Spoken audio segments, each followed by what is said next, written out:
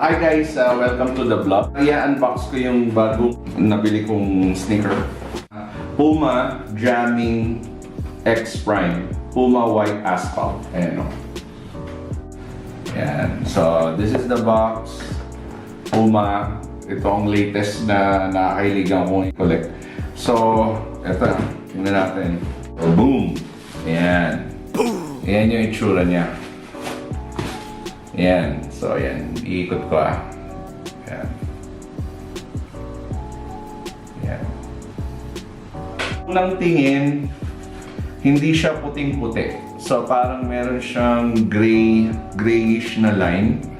Tapos, meron siyang leatherish na na support dito na parang off-white. Tapos, yan yung logo.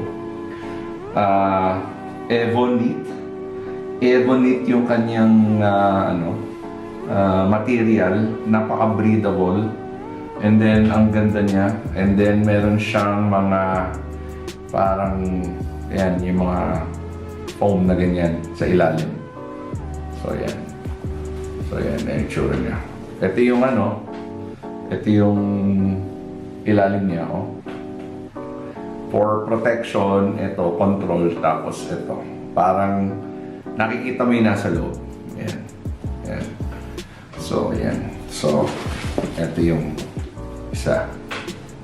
Ganda, So, unang tingin, napaka-komportable actually. Komportable yung feeling. Then, it's a performance shoe. Pang walking, pang running. And sturdy siya. Maganda yung material niya. Mukha siyang mahal talaga. Although hindi siya mahal kasi 179 dirhams lang siya. So, I bought it online and it's size 44.5 euro. So, sa US, 11 siya. So, ayan ayan siya. Ganda. So, nakita ko lang sa online. And then, hindi ko siya nagustuhan sa picture. Pero since mahilig ako sa Puma, saka size 11 siya and naka-sale siya. So, kaya binili ko siya and then natuwa ako kasi ang ganda pala niya. So, this is Puma Jamming X Prime. Puma Jamming.